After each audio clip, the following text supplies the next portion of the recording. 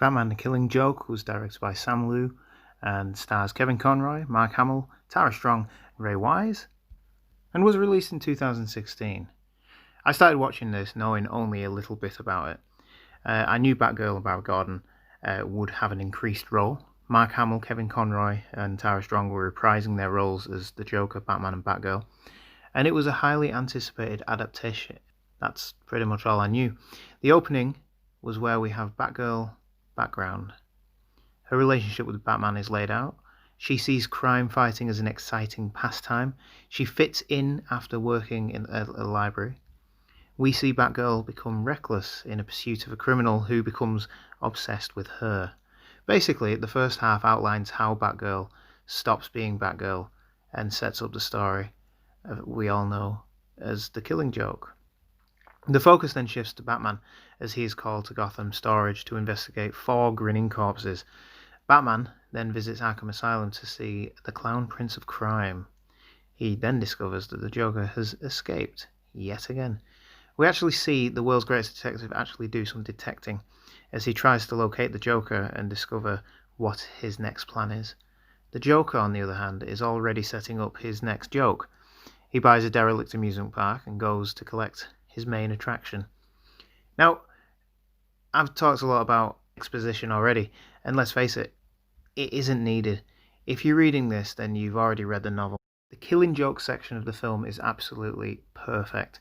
It recreates panels from the novel accurately, with a lot of them seeming to be straight out of the page.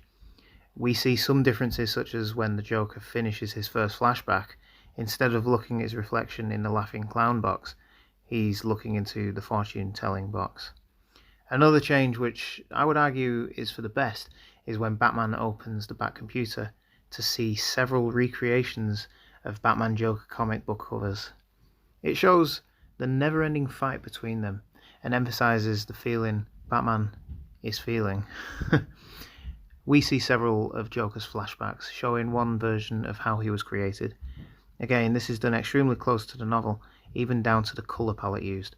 Overall, the opening Batgirl background was okay, and understandably done to build empathy for what happens to Batgirl instead of reading any of the comics. The Killing Joke section was extremely well done, and to be fair, and to be honest, I couldn't find fault with it. Conroy and Hamill are great, as usual. Hamill is able to show the madness he's built up over the 20-odd years of playing the Joker, but also brings a sympathetic note to the story, which has over time become more canonical with the origins of the Joker. We still can't say for sure if this is the real truth, and even Joker says that if he has to have a past, he prefers it to be multiple choice.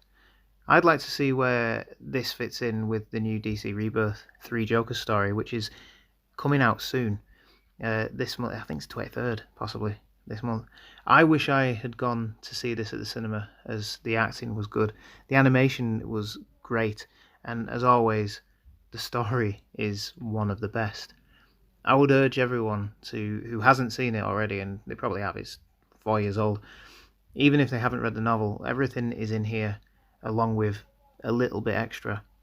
The novel ends with Batman and the Joker laughing.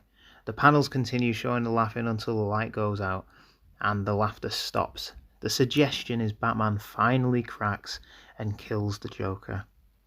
The movie doesn't keep it so ambiguous, as Batman leans on Joker for support and his laughter drowns out Joker's.